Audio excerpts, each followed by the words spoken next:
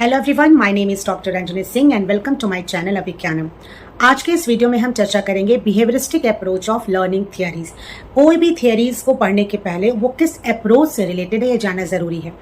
तो जब हम लर्निंग की बात करते हैं तो तीन एस्पेक्ट जो है वो इम्पॉर्टेंट हो जाता है कि व्हाट यानी क्या व्यवहार सीखना है, हाउ कैसे सीखना है, और वाई क्यों सीखना है।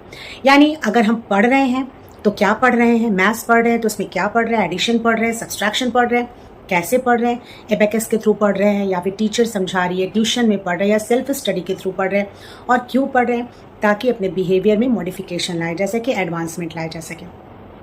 तो इसी आधार को ध्यान में रखते हुए कि आखिर लर्निंग क्या है, कैसे सीखी जाए और क्यों सीखी जाए, इसको ध्यान में रखते हुए शिक्षा मनोविज्ञान में जो जितने भी मनोवैज्ञानिक लोग थे उन्होंने एक्सपेरिमेंट की और थियरीज बनाई।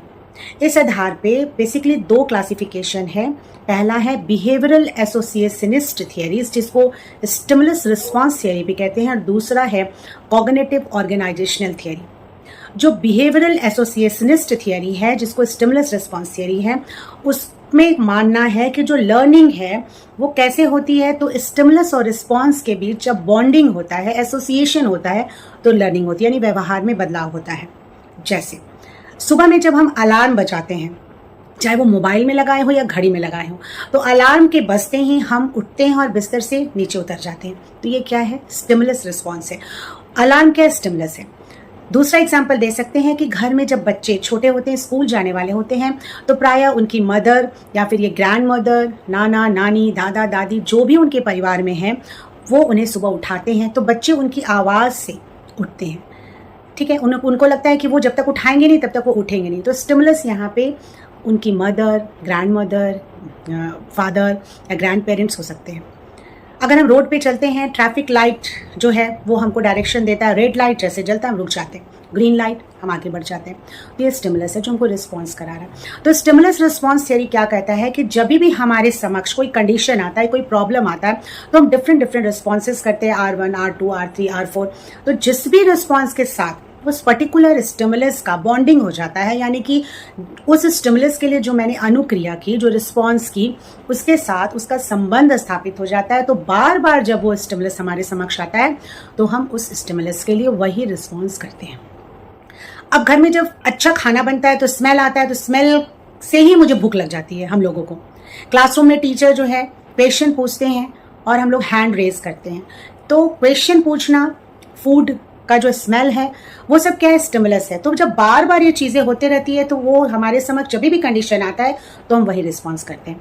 तो बिहेवियरल एसोसिएशनिस्ट थियरी यानी स्टिमुलस रिस्पॉन्स थियरी कहता क्या है कि लर्निंग कैसे होती है, व्यवहार में परिवर्तन कैसे होता है, स्टिमुलस और रिस्पॉन्स के बीच जब एसोसिएशन होता है तो लर्निंग होती है। अब इसमें भी दो ग्रुप हैं। पहला है रीइंफोर्समेंट थियरी, दूसरा है नॉन रीइंफोर्समेंट थियरी।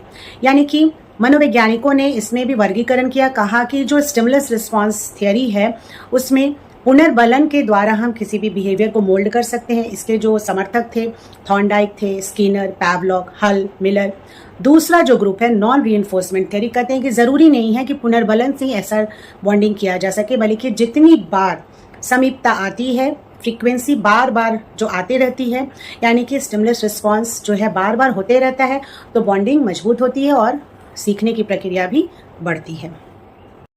दूसरा जो लर्निंग का क्लासिफिकेशन थियरीज है वो कॉग्निटिव ऑर्गेनाइजेशनल थियरी है, जो कि मानता है कि सीखने की प्रक्रिया में मेंटल प्रोसेस यानी कॉग्निशन का इंपॉर्टेंस है। ये भी दो भागों में विभक्त है, क्लासिकल कॉग्निशन और मॉडर्न कॉग्निशन। क्लासिकल में है वर्दीमर, कोफ्फा, कोहलर, पियाजेट, और मॉडर्न में है आसुबेल, बंडूरा, ब्रूनर, बॉल्स इत्यादि।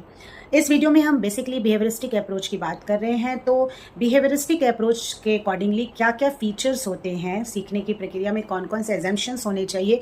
तो पहला है ऑब्जर्वेबल बिहेवियर, यानी जो बिहेवियरिस्टिक अप्रोच है वो ऑब्जर्वेबल बिहेवियर पे बात करता है कि कोई भी बिहेवियर जिसको हम देख सकते हैं, माप सकते हैं, उसी का अध्ययन किया जा सकता है। जैसे कोई बच्चा पढ़ रहा है, नहीं पढ़ रहा है तो क्यों नहीं पढ़ रहा है, रो रहा है तो क्यों रो रहा है। तो इस तरह की जो चीज़ें सामने हमको प्रत्यक्ष रूप से दिख रही है। दूसरा है इग्नोर्स इंटरनल मेंटल प्रोसेस, मतलब कि जो बिहेवियरिस्टिक अप्रोच के जो मनोवैज्ञानिक है वो बेसिकली टोटली इग्नोर करते हैं मेंटल प्रोसेस को, वो ब्लैंक मानते हैं, ये जो माइंड है वो ब्लैंक स्लेट की भांति है, कहते हैं कि नहीं मेंटल प्रोसेस का कोई इंपॉर्टेंस नहीं है, बेसिकली स्टिमुलस और इन्वायरमेंट ही इंपॉर्टेंट रोल अदा करता है।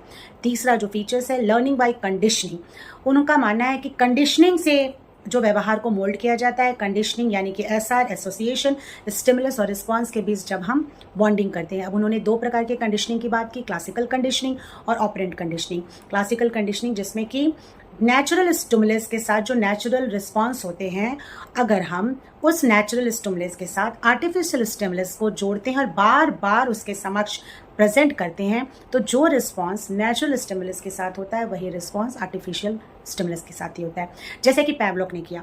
ऑपरेंट कंडीशनिंग में स्किनर ने रीइंफोर्समेंट के माध्यम से बिहेवियर को मोल्ड करने की बात की। नेक्स्ट जो एजम्पशन है वो इंपॉर्टेंस ऑफ एनवायरनमेंट, यानी कि बिहेवियरिस्टिक लोग जो थे वो वातावरण को महत्व देते थे। कहते हैं जैसा वातावरण होगा सीखने की प्रक्रिया उसी पर आधारित होगी।